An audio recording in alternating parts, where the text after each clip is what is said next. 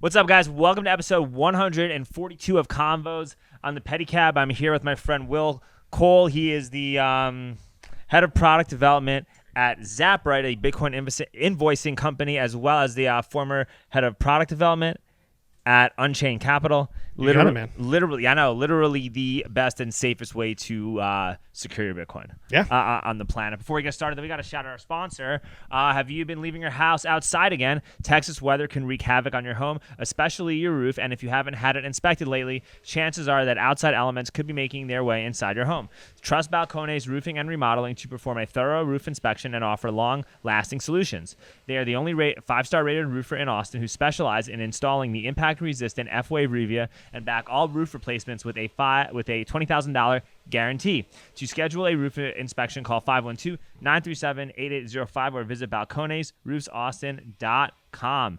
All right, Will, thank you so much for coming on, dude. I'm so excited. Glad to be here. Yeah, it's I was about a week or so ago. I was pedicabbing the permissionless conference through Blockworks. Oh, okay. I wasn't at that one. No, it was such a clusterfuck. Yeah, I mean, they got a lot of those here in Austin. Like, it was you get all the good, but you get some of the bad. They paid us a lot of money for a charter, which is very nice. Nice. But it was just like the difference between Bitcoiners and shitcoiners is fucking wild. The more I'm learning about them, the more I'm hanging out with actual Bitcoin-only people. How would you define the difference? In the pedicab world, what is the difference between a Bitcoiner? Do Bitcoiners tip better? Or I think that Bitcoiners tip better, but Bitcoiners want to spend their Bitcoin and actually use their Bitcoin, and they believe in their product, and they get excited. Like when I've done BitBlock Boom, I'm like, hey man, like even when I met you in person, you drove me back. I gave you a ride, and the only reason you got in my cab is because I said, dude, like send me whatever you want in Bitcoin, I don't care. Yeah. And then I got you in because I was willing to accept Bitcoin. Yeah. If I wanted Venmo or credit card, you would have walked. Oh yeah. My dirty fiat. Yeah. What would you even want with that? I didn't want it, right? Yeah. These crypto bros. Half of them don't even have any Bitcoin. That's a shame. It's crazy. Like, or these people are talking about how they're like staking their money on like 20% yield services, and they talk about decentralized finance and decentralized money.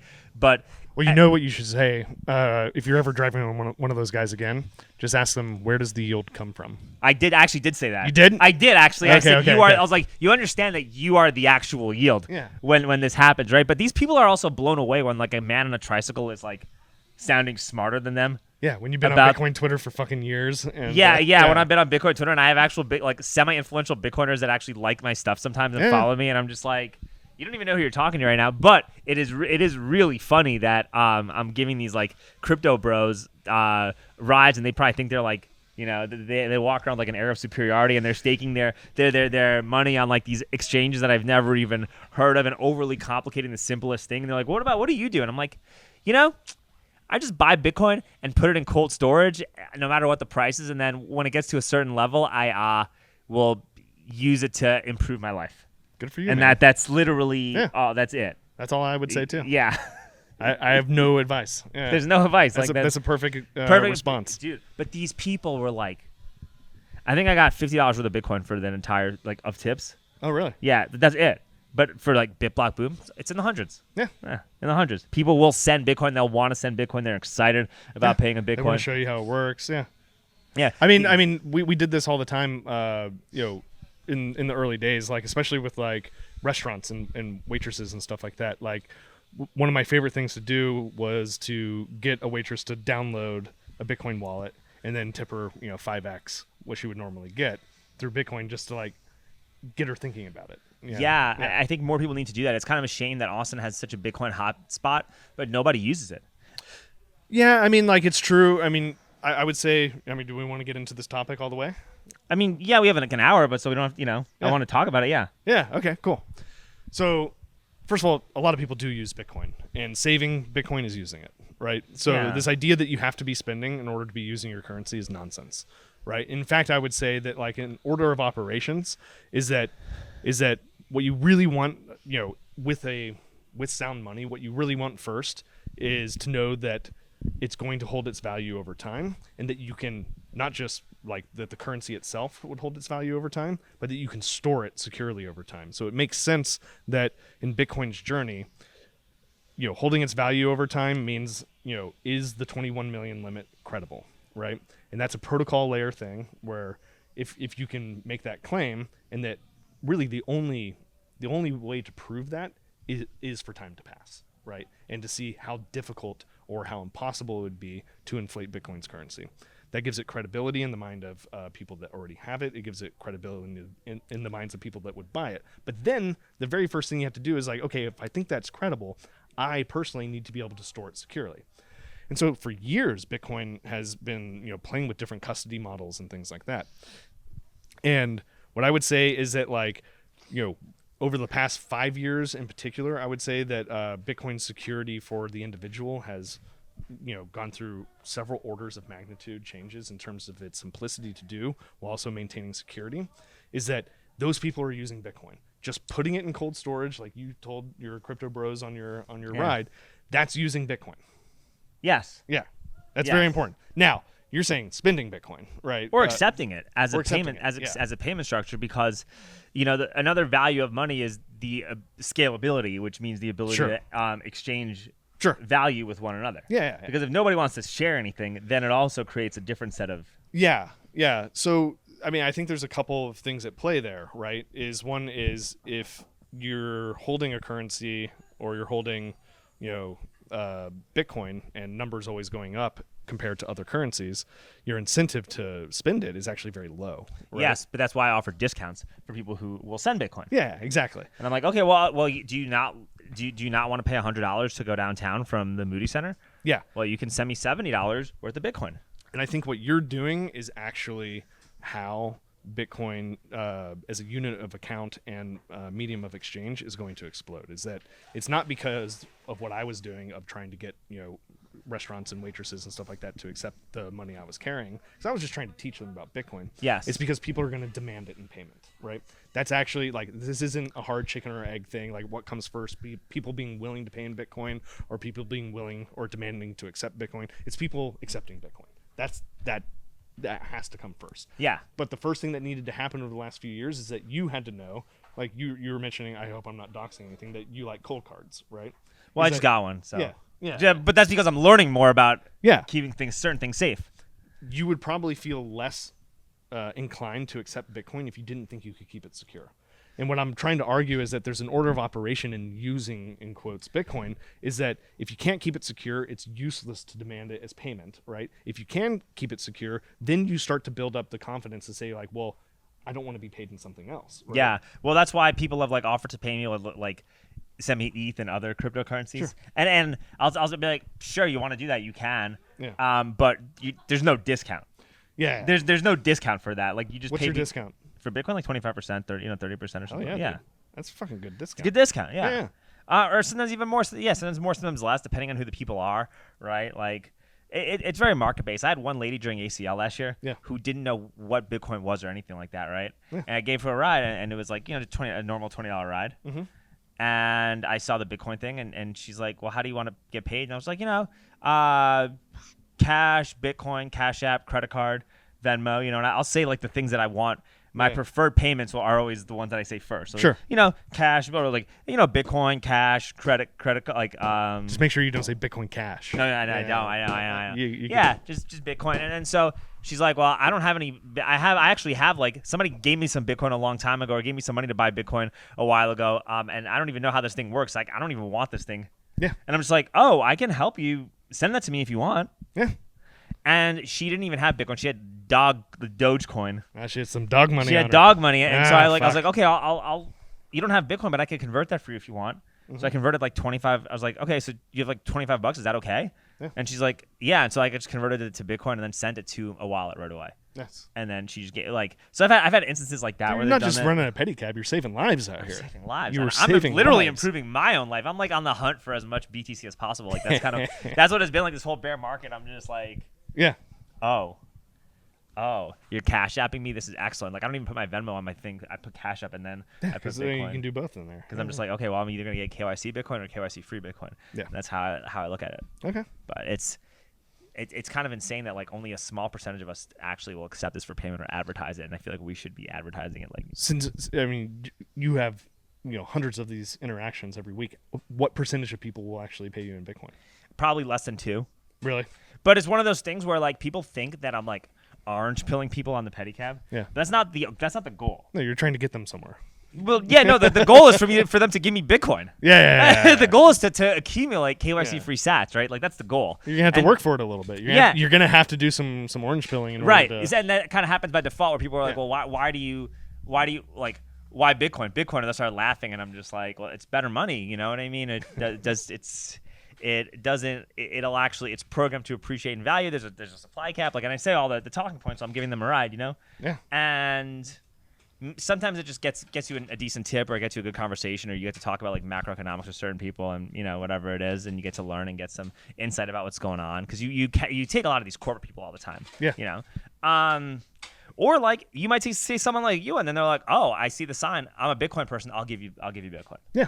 So it's just there, and it's more just there so people can know where I stand and that I want Bitcoin. And I'm like, what you got to do is you got to be as obstinate as the New York City cab drivers were. And like when I got there in 2006, was right when they first started putting credit card machines in the cab, and every single one would be like, "It's broken. You can't pay with card. You got to pay me cash."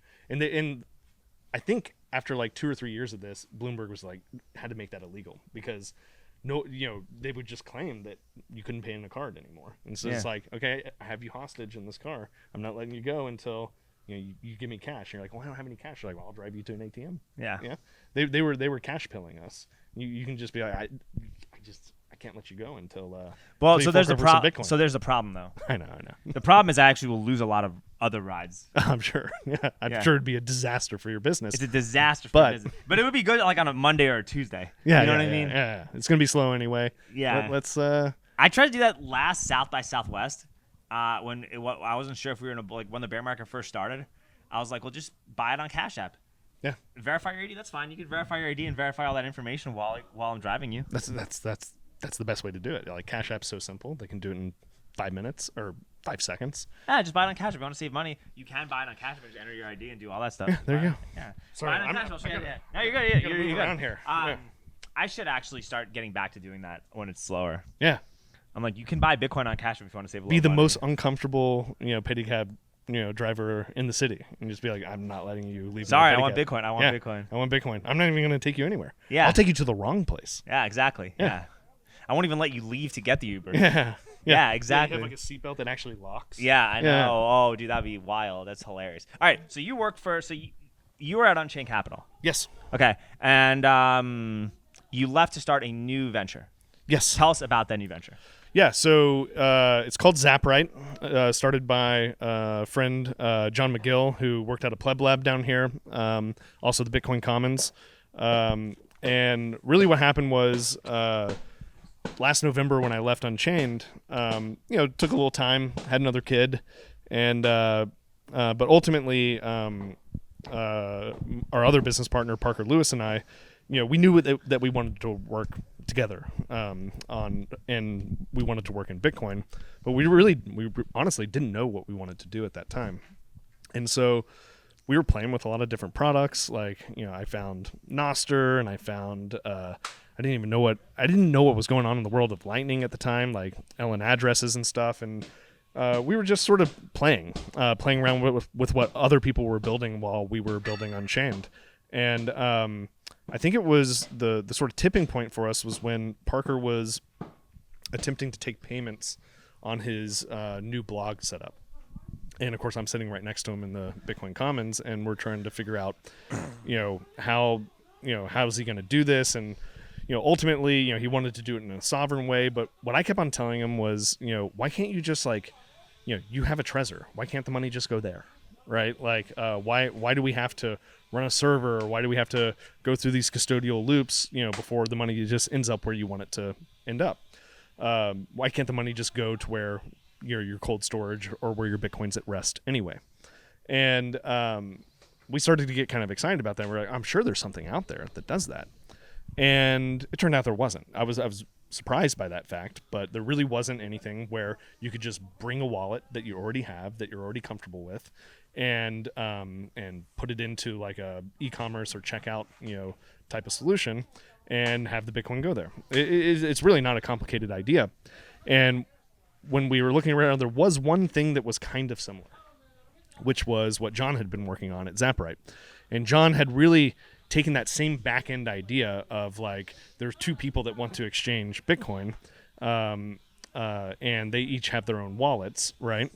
I'm going to build a front end around connecting, one wallet to another, and he did it for the purpose of invoicing. He was a contractor; he was scratching his own itch, and so when he was billing someone for design work that he was doing, or whatever it was, he could now invoice someone and say, "You can pay me dollars, but you can also pay me Bitcoin," and that person could use any wallet they wanted to pay to John's wallet, which he had built an interface over. Well, Parker and mine's idea was more around like e-commerce, but we were like, well, we like John. Why don't we go check with him and see if this is part of his vision for where he wants to take Zaprite? And, it was really quick. Like, John was like, yeah, I've been thinking about that. That sounds great. And we didn't necessarily want to be competing with John and Zaprite. And it just made a lot of sense to, get together and start this together. Invoicing is a major part of Zaprite. It's the most mature part of the product right now. But what you can also do as a merchant, if you're doing anything e-commerce, if you're selling a book, if you're selling hats, it doesn't really matter. You can bring your Trezor, you can bring your Unchained configuration file, you can bring your Strike account. We're not, biased, custodial or non-custodial. It doesn't really matter to us. We're indifferent. And we can increment addresses, and you can sell your stuff to your custody wallet of choice. That's pretty cool. Yeah. Yeah, I've used it before, but it was before you guys came on. Yeah. Really easy, really seamless. Like you just copy and paste your the cold storage address. Yeah. And we even added in XPub support, so you don't even have to do a single address anymore. You can just throw in an XPub, and we'll increment the addresses every time now, which is kind of cool. That kind of makes sense because what I was worried about is what if somebody sent me money to that address before I got. Yeah, and like this is Bitcoiners will warn you about address reuse. It's not as big of a deal as a lot of people make it out to be in general. So say you have an address and someone pays to it and pays you $20 to it, and you have that same address and someone spends. But the numbers change in the ad. That's what I was wondering. Like, is that even still valid if someone sends it that same address? Oh, of course. Yeah, it happens all the time. Because I thought that they have to generate a different number address. No. So what happens? I mean, you should. That's best practice. But that's what happens automatically, right? Like Unchained does it automatically. Correct. Yes, but I'm saying if you just pulled an address out and you put it on or QR code and put it on a piece of paper and people kept on paying that same address, like that is reusing addresses. And I wanted to explain a little bit about like why people warn you off from doing that. It's not as bad as most people think. Now, when you reuse an address, what you're really doing is you're losing some privacy. Every payment that comes in is in the form of a UTXO. An unspent transaction output, and you're basically just saying that all these UTXOs belong to the same person on chain. Someone can look at that address and be like, okay, they might not know it's Alex's address, but if they find out it's Alex's address, now they can correlate all those UTXOs together. What if it's a QR code that they scan? Same thing. So is that using the QR code is just representing an address, right? It's just saying send to this address. It's just a way that your camera understands. Okay, but when someone scans a QR code for Blue Wallet, right? On my yeah, Blue Wallet's incrementing addresses. So what Blue Wallet's doing is like they'll represent an address as a QR code, and then the next time you go to receive Bitcoin, they're incrementing to a new address with that same QR code. No, well, it's a different QR code, and but it's a different the QR address. code that I'm scanning, like. All right, so let's say I have a QR code right here, right? Yeah. And it's Blue Wallet. Somebody pays me $20 on this one. Yeah. Right? And then like an hour later, I get another $20 payment. That's going to the same address. So that means somebody could easily see that the same address is continue. Yes. So that's what I'm trying to explain is that if you print out a QR code, that's just representing a Bitcoin address. It's just going to keep on going to the same address. Now, it's not as bad as you think, right? If you haven't been publicizing that Alex owns this address, the chances that anyone's going to pick up on this are very, very low unless you've advertised it. I mean, not really. I mean, it's advertised on my cab where it says scan the QR code, but it's not like I'm advertising on the internet. Like, but it doesn't really matter because, even if you had like a dynamic screen up there that was like incrementing, it's out there, people can see it, and they're going to correlate those things. So anyway, now what I want to get to though is that there's not actually a technical risk to that unless you've spent from that address and applied signatures to it, and then you keep on receiving Bitcoin there. Even that attack is kind of like esoteric and weird. Like, it's a little bit easier. What if you just send it to cold storage? Is that it is spending, right? If you're sending it to cold storage, what do you mean? Like if I'm just sending it to a different cold card yeah, or something like that. Yeah, Yeah, like or Unchained. Like you do want to keep on sending to different addresses that are associated with the same wallet. So I was saying this before we were recording. Is that like a good way to think about this? Is that like with Bitcoin is that you have a private key, right? Yeah. Then you have private keys can generate public keys, and then public keys generate addresses. And one public key can generate essentially infinite addresses, right? Yeah. And so you want to use a new one every single time. Yeah. That's best practice. I'm just trying to tell the listeners here, if you were to print it out and it just accepted the same address over and over again, it's not the end of the world. I'm also not accepting that many payments where it's that, Yeah. you know, it's not like I've gotten like 100 payments on Blue Wallet or anything like that where it's. And so what you did on Zaprite, for instance, is you took an address and you put it in, and it's generating a QR code where you can accept payments. What we did recently, probably a couple months ago, is that instead of just pasting in an address and white labeling an address that will receive Bitcoin over and over again, it's a little bit better for you to actually put in the XPub, the public key, and then Zaprite is going to create new addresses every single time someone's paying you. You can get that in Zaprite now by default. Could you find the XPub on like a Blue Wallet? Oh, yeah. Yeah, Blue Wallet, cold card, anything. Where do you find? Like, I'm actually kind of curious. I don't know. I haven't used Blue Wallet in a while. We'll do it afterwards. Yeah. I'll show you. Okay. Because and can I put the XPub on the QR code and do that instead, or is that? Well, so if you have a static QR code, this isn't going No. to work. Yeah, it's going to be the same address every single So you time. know what I could do in the With your phone, you could just show them the your phone, QR code, it'll be a new one every and each single time they scan the QR code on my phone, it's always a new address. Bingo. Oh, so just do that. Yeah, I'm like, hey, just pay badass. on my phone, and Yeah. that'd be easier. All right, easy. Yeah, easy, done. easy. Okay, so maybe I shouldn't even put the cold card QR code for the Pedicab. Yeah, you can stick it. You can take your XPub from your cold card, put it onto a payment link in Zaprite, and then every time you're done with the thing, if they want to pay in Bitcoin, show it. It'll be a new address every single time. Yeah, that's awesome. That's also pretty bureaucratic. Where no one's gonna want to sign into an app and do an invoicing thing after a ride. Well, no, they don't have to. Oh. It works with any wallet they use. So if they have Blue Wallet and you have this little Zaprite thing, they just take it, show the QR code, and they can pay from whatever wallet they want to. Wow, so I could just show. Okay, so I can. They can pay from Cash App. Because back when I was using Zaprite, I had to go log on to Zaprite and send an actual invoice. So it's changed now. Well, now you still have to open up Zaprite, right? But you can generate something called a payment link. So unlike invoicing, which was really, that's why you would just paste in an address there, because usually when you're invoicing someone, you're expecting a single payment. For a payment links are more e-commerce. It's like I'm selling books, and lots of people are going to buy this book, or I'm doing these rides, and you have a product. Your product might be I'm doing rides. Your product might be I'm selling books or selling hats or whatever, and there you're expecting multiple payments for the same thing over and over and over again, right? So you generate a payment link and you say, here's a $30 pedicab ride, or you generate a payment link and say, here's a $10 pedicab ride, right? And whichever one they're using, you open that one up and it's hooked up to your cold card because you paste it in the XPub. It takes 10 seconds, right? And it'll just increment the addresses every single time to what people are paying for. And if you're running a node, you'll get a ping on your phone or something like that, or a ping on. Well, if you're running, it depends on what node software you're running or something like that. But yeah, you could be running your own node, and that's the ultimate sovereignty right there. Is that not only are you. This episode is brought to you by Balcones Roofing and Remodeling. Have you been leaving your house outside again? Texas weather can wreak havoc on your home, especially your roof. And if you haven't had it inspected lately, chances are that outside elements could be making their way inside.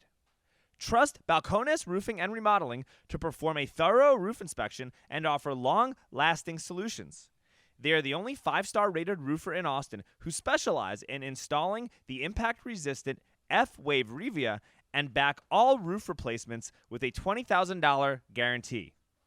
To schedule a roof inspection, call 512-937-8805 or visit balconesroofsaustin.com.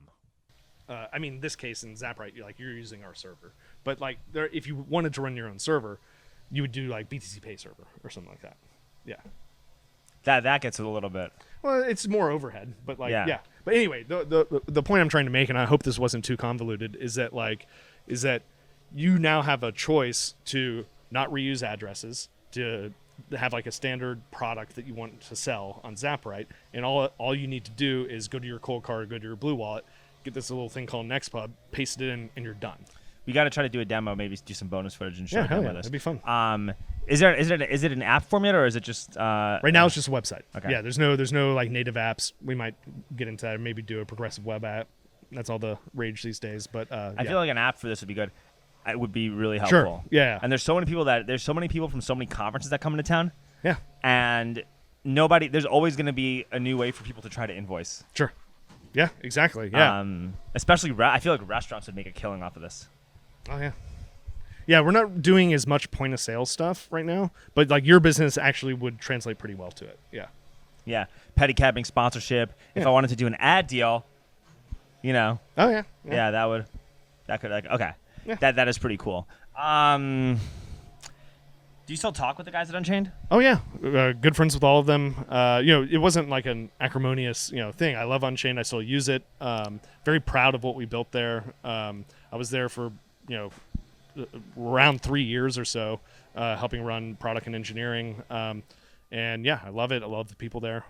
It's a great product. These are great people. Every time I have any questions, they will talk to you, even if it's the most basic thing where I'm like, hey, let me see if I put the right seed phrase in or something like that. They'll guide you through everything. And I know it's really annoying because I'm asking the most basic questions and I'm like a 5-year-old when I call them. But the fact that like you have an actual company that will take the time to speak with you over like the most basic of questions and not be upset or appear annoyed when they probably are. Oh no, they're not. I mean, that's kind of the basis of Unchained. Like the concierge program is. I don't pay for any of that. I just use them. Oh, and really? They will answer the phone. You're supposed to pay for it, but no. I mean, they have a product called concierge where they walk people through it, right? Well, now, I paid for them to help me set it up. I gave them like $300 to help me set up the No, I think that gets you ongoing support. Yeah. Yeah, so that's what I did. Yeah, that's awesome. So then there you go. Okay, yeah, you did $2,000 or something. You like did that. pay for it. No. And like that concierge program, it's very intentional. No one's annoyed. This is what they're passionate about, right? And we have very, highly. It's not your typical customer support person. These people know Bitcoin inside and out, and they know the Unchained use case, and they love it, out. and they understand all the hardware wallet world very, very well. That team is the concierge team is incredible, and it's one of the biggest values of Unchained is that, again, if you can't keep your Bitcoin secure, that's the number one thing, right? Before you can accept Bitcoin, you have to know that you can keep it secure, and Unchained does a great job of solving that problem. Yeah. Have they thought about expanding? Into what? No, like opening up offices in other parts of Texas or something like that? I can't speak to what they're doing now, but like, we spend a lot of time on the road, right? Like we have customers all over the United States, all over the world, really. And part of our, program, is that like we wanted to have programs in, in different geographies. So we spent a lot of time in Houston. When I was at Unchained, at the Houston meetup there. Spent a lot of time in Dallas with like family office type, clients and things like that need hyper secure storage for generational wealth and things like that. So yeah, I mean, but like I don't think there's any plans to open up a physical office anywhere right now. Because I live out in Johnson City in the Hill Country. Yeah.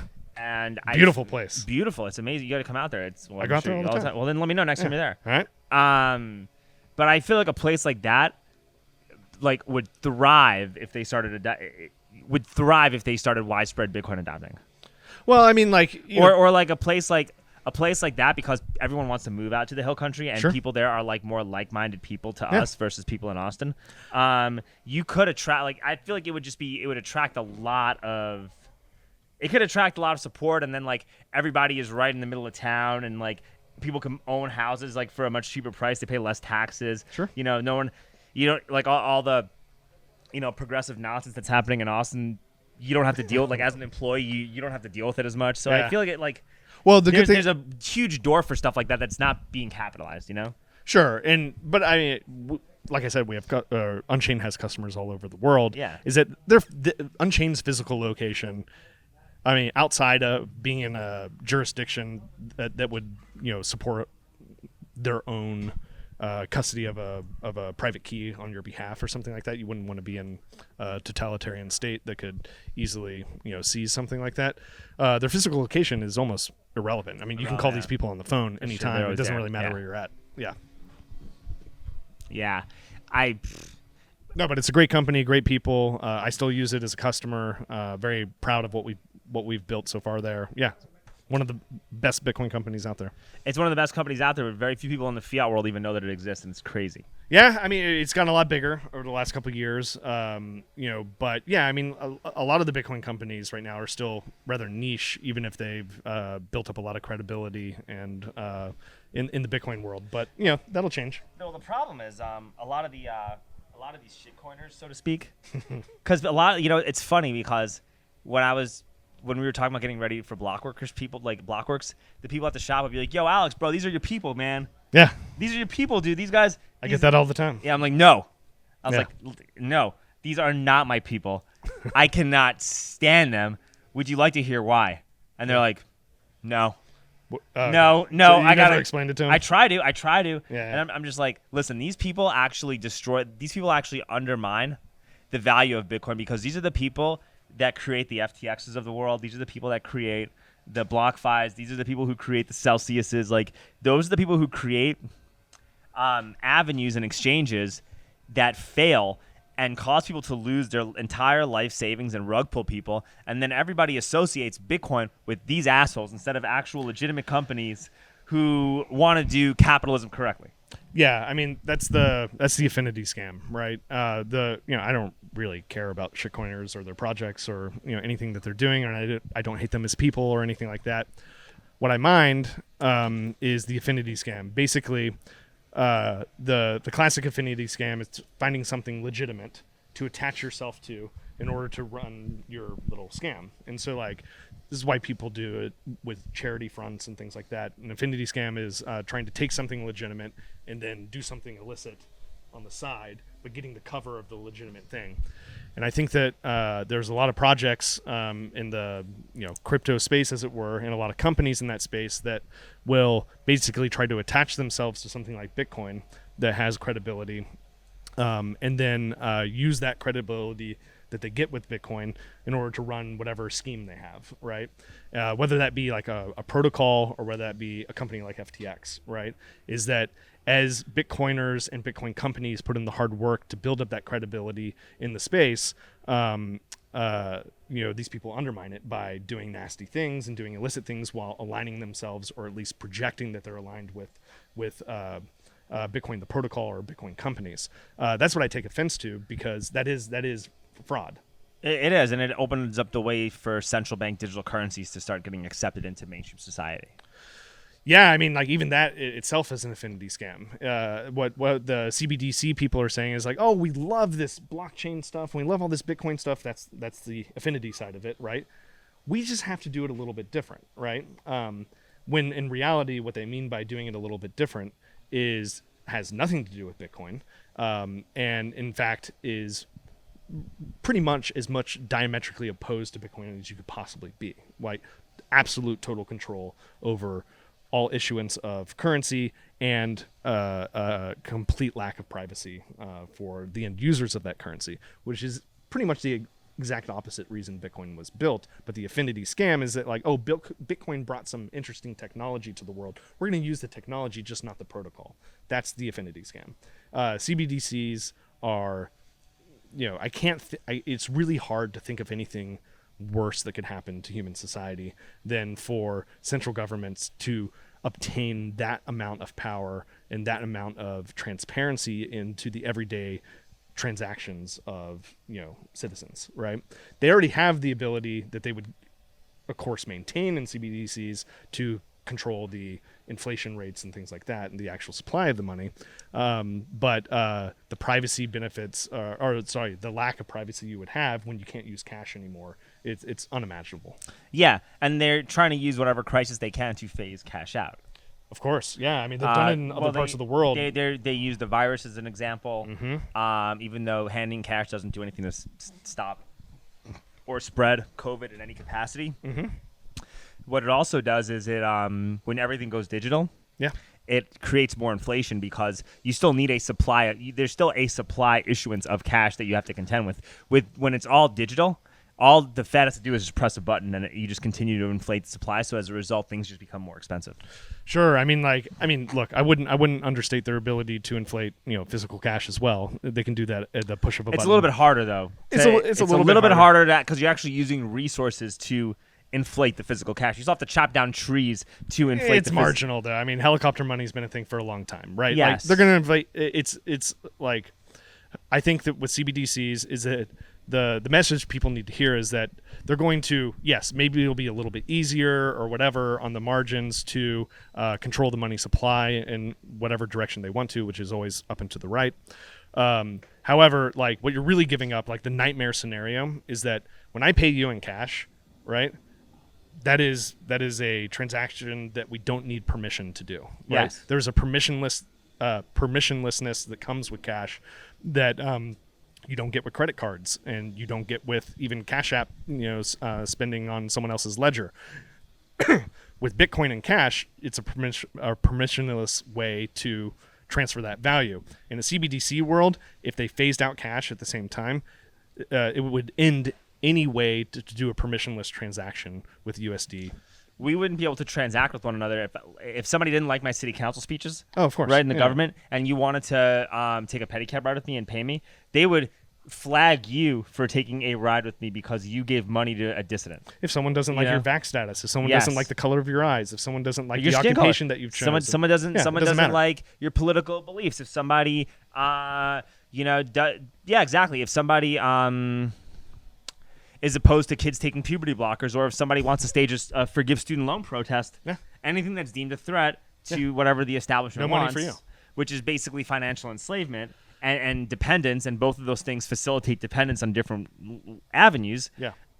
These CBDCs are a great tool to just cut off anybody who is dissenting. Sure. And it determines food. Like they could say you can only eat meat on Tuesdays. Yeah. You can only drive your car within this radius. Nothing is too arbitrary. Yeah. Like this is, you live in a 15-minute city you're in a 15-minute zone because we have to fight climate change. Mm-hmm. And if you travel outside, you're using too much carbon, and we have to save the planet. And so, well, we're not going to arrest you or throw you in jail for traveling outside your zone. But if you're outside your zone, well, we can make it so that your money doesn't work. Yeah. Your money only works in your zone. Yeah, and the funny thing is outside of cash, even in the realm of like online banking and things, we've at least had the illusion that this type of censorship and permissionlessness was still available to us. And it's crept over time. First it was pornographers, and I'm not here to defend pornography, but like when payment processors and merchant banks and things like that can censor those transactions, they are signaling that we could do it to you too, but it wasn't us, so we didn't care, right? And then it started to happen to gun shops, right? Okay, well then that was personal, right? When Amex stopped processing payments at certain gun shops, or when Chase stopped taking deposits from certain gun shops, essentially debanking them. But the end game was shown very recently with the Canadian truckers, right? Of course, we have this illusion. Actually, sorry, the end game actually came before that, but I'll get to that in a second. Is that when the Canadian truckers were cut off from the banks, right? When they could not receive the payments, the otherwise legal payments that they were owed, because the Canadian government said, if you do business with them, like we'll freeze your bank account, yeah. We'll freeze your bank account, or we'll fuck with you, XYZ bank or XYZ payment processor, GoFundMe or whatever it was. That dropped any veil of permissionlessness outside of cash that you could possibly have with a central bank currency, right? Mm-hmm. It was total control. They don't even need CBDCs. If they can do that, that's what they'll be doing to everyone with CBDCs. Now, CBDCs will make it easier. But they've already shown they can do it. Well, CBDCs make it so that you have no choice. There's no opting out with the CBDC. Yeah. And then, so you think about other things. I think the real end game was when Hugo Chavez tried to get the Venezuelan gold back from the Bank of England, and they just said no. And what I don't think people realize is that up until this point, when I was a kid, that's taken a war start. Oh yeah. But like, it would have taken an act of God for a bank to censor my transactions based off of who I am or who I voted for or what protest I went to or something like that. Like, it just didn't happen. Right? There was this sense of banks not acting as arbiters of politics or morality or anything like that. Yeah.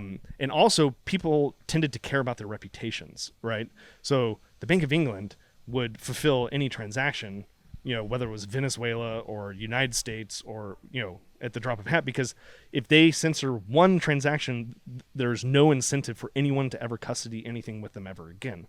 People have dropped that, or many institutions have dropped any veil of neutrality and are now censoring in the wide open.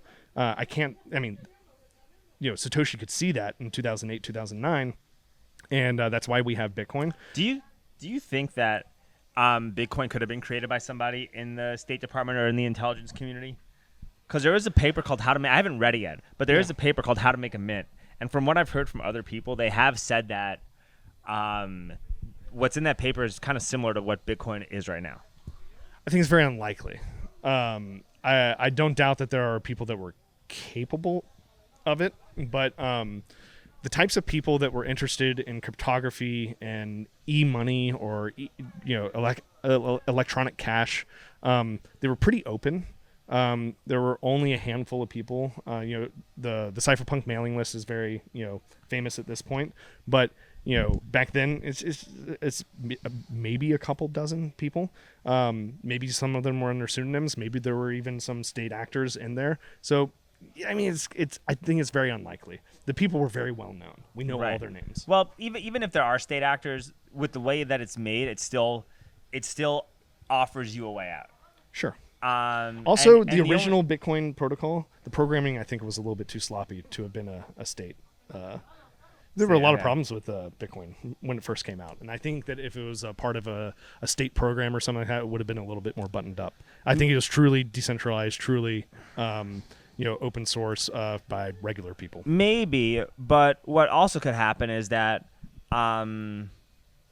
you could, like, in order to get something like a CBDC, because I'm sure they've been trying to do something like that ever since money became digitized, which was in the 80s or something like that, was when they first started doing it. Sure. I mean, that there are people who went to the Bilderberg Group meetings and whatnot that, not to be too Alex Jonesy, but or just like the Davos. No, class be Alex stuff Jonesy. back. I love Alex Jonesy. So yeah, I was just on Owen Shore's show yesterday.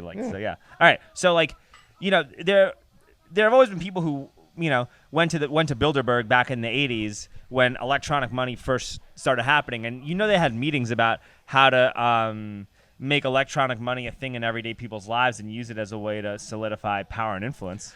So it is possible that maybe during these discussions they said, okay, well, in order for this to become a thing that we want to implement, we can't force it on people. We have to make people want to use it for and offer selling points as to why they're using it, convenience, privacy, accessibility, inclusion, opting out of whatever the system is, or just superior technology. And so perhaps they could have used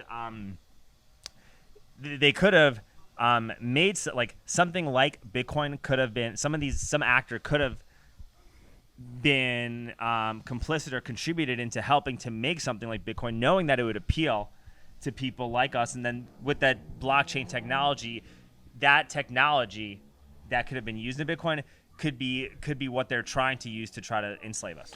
Well, I don't think you're cynical enough. I think that if that makes sense. Well, no, I mean, it does make sense. I mean, but again, I'll say I don't think you're cynical enough that you actually think that things get done at meetings like that, and that they're capable of actually producing something of value like Bitcoin. Look, I wasn't into cryptography or anything in 2008, but I was a technologist, and while Bitcoin is derivative in the sense that it doesn't invent too many new things, it's also incredibly novel in the way that it puts things together. It's ingenious in so many ways, and I don't think that.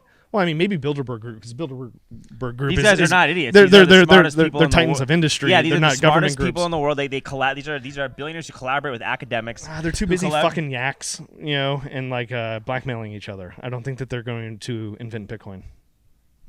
Oh, I didn't say they invented Bitcoin. I'm just saying that the idea of digital money and trying to create something like this was probably something that was talked about for a very long time before Bitcoin even happened. Just in a very that's small. What I'm saying. Just in a small group. I mean, I was around. Just in a very small group of people. Maybe, but back then you didn't hear. Now you can see the Davos meetings on YouTube because they publicly say it. So what these lizards at the World Economic Forum, metaphorically speaking, are are talking about, right? But in 1985, you like.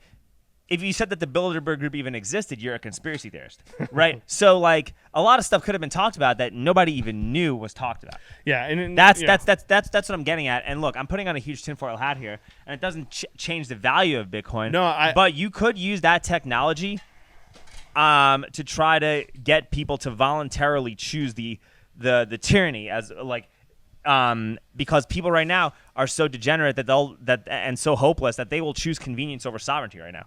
No, I just don't think that's what I'm smart. saying. Yeah. Like, look, I like tinfoil hats. I like making them myself. I could open up a store with them, sell them on Zaprite. But no, like again, I think you're just giving them too much credit. I think what Satoshi did was so novel that these morons could never have been that creative. I'm sure.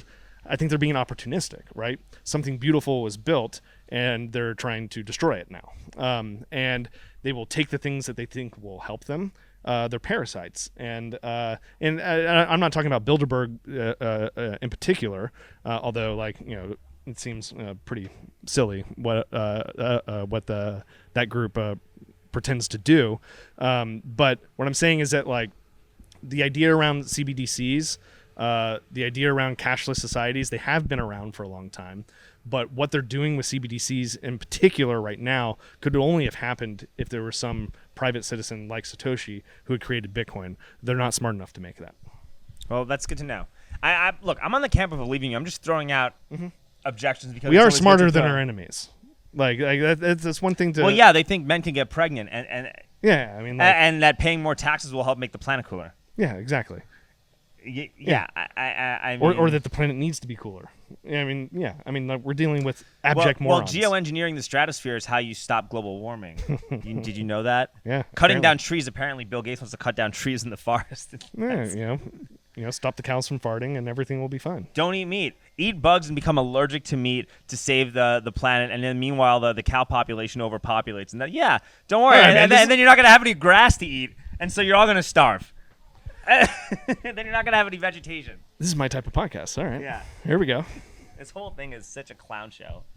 It is. No, but like again, it would all be quite depressing if we didn't have Bitcoin, but we do. I feel fine. Yeah. I feel for the most part, the more I've gotten into Bitcoin, the more paranoid I've become. Yeah.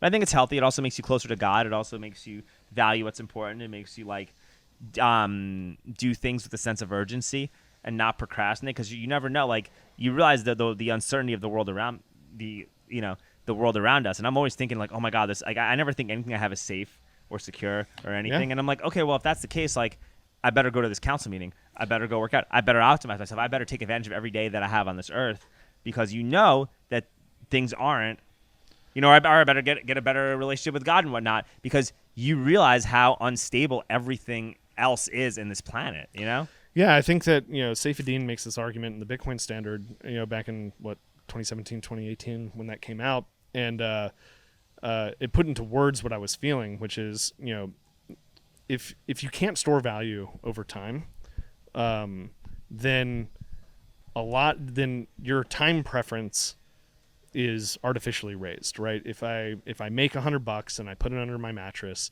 and then 2 years later it's got the equivalent purchasing power is $80, right? It puts me into this high time preference mindset, and that mindset can infect other parts of your lives, not just your monetary one, but like your ability to store things over time, to save meat for the winter, to store value so you can buy the thing for your kids when they're older, is a major incentive for how you live your life. And it really, the idea of if you fix the money, you fix the world, I don't think is hyperbolic. I think that it's actually very real. That if you can store value over time, that will lower your time preference for many things in life, not just your propensity to spend. No, I agree. And I've said this to a lot of conservative commentators. I talked to that head of the GOP, and I said this to him, the Texas GOP chairman, that cultural degeneracy and currency debasement go hand in hand with each other. Yes. And a lot of these conservative commentators can't fully grasp that.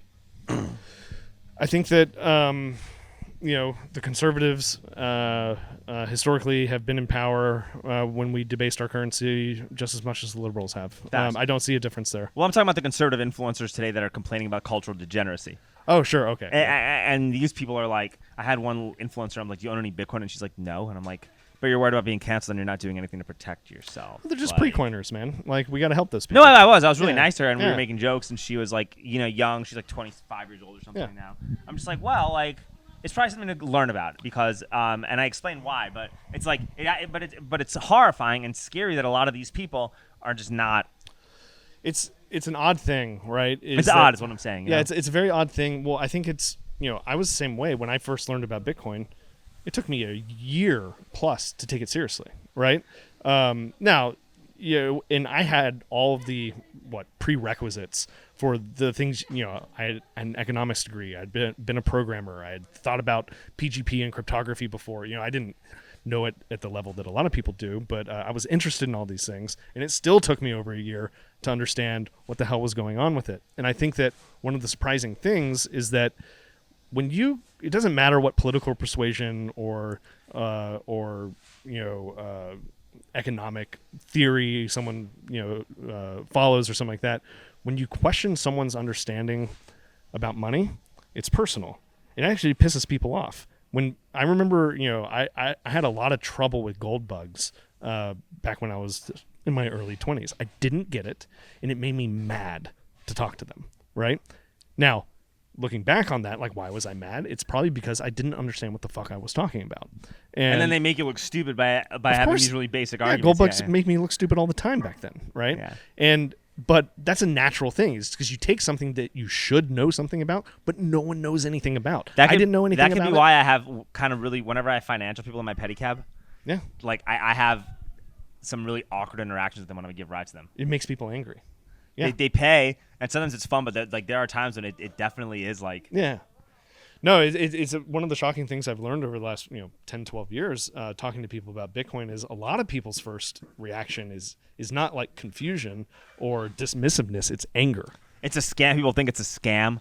Bitcoin's a scam. Crypto's a scam. And I'm like, well, a lot of these projects are, but Bitcoin isn't. But you should learn about it. But by the way, like I'm not disappointed with people's reaction to that. I actually understand it pretty well now. And the first reaction being it's a scam is actually a pretty good defense mechanism to have in general. Like that's not someone to be taken lightly. Like I agree. I actually agree with you. I don't get mad when people say that. I'm like, okay, well, like, why do you feel that way? You're like, well, why do you feel that way? And then you explain. And then when you explain things, generally speaking, what I've known from doing activism is that the calmer and more measured you are, the more your argument has weight. Yeah. And so if you're calm and you're measured and you're empathetic and you listen to people, you will then everything takes care of itself. Yeah, I'm actually surprised that Bitcoin took off so well in the United States because, again, like, say what you will about the dollar, and I'll say a lot of things about it. Relatively speaking, it's a great fiat currency when compared to other ones, it's right? The best. Even with the BRICS, it's still DXY's. Yeah, everyone wants it. It's in demand, right? Real quick before you go, because we're about to wrap up. What are your fears regarding a cyber attack, and how would something like Bitcoin withstand a comprehensive cyber attack like somebody like a Klaus Schwab has been referring to constantly? And you're seeing a lot of cyber failures happening, especially here. You got missing F-35 jet planes and whatnot. How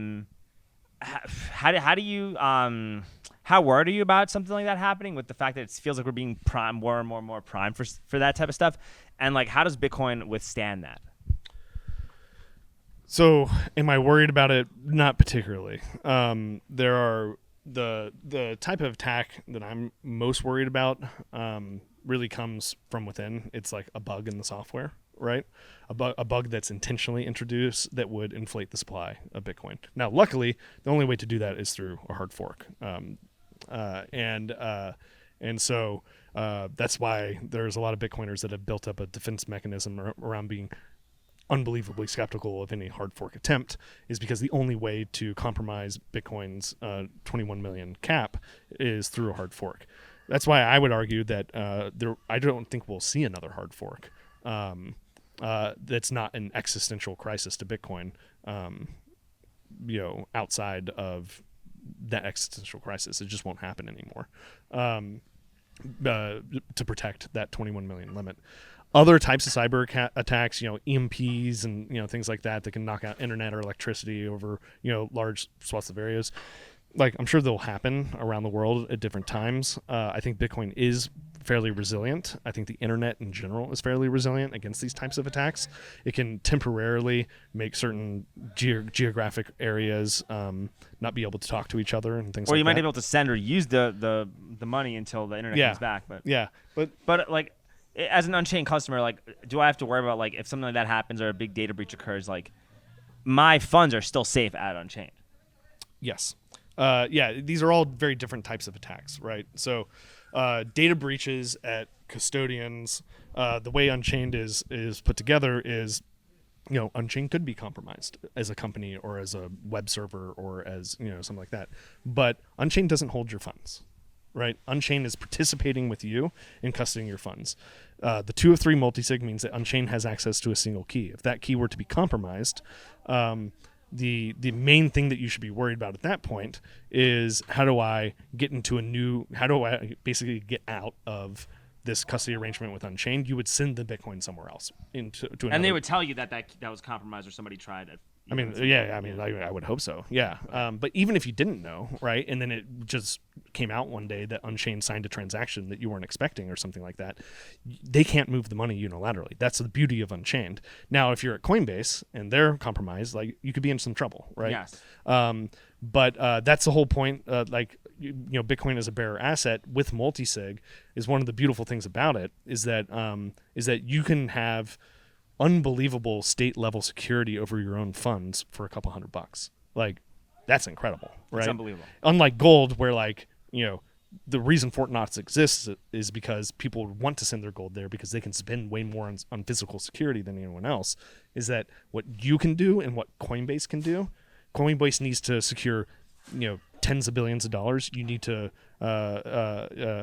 save thousands, of dollars. Y'all can get the same security posture. Yes. That makes That's amazing. Sense. Yeah. That makes sense. And especially with, like, air gap transactions, it seems like that's actually the safest thing, or one of the safest. And plus gold, if you get a house fire, you're done. Yeah.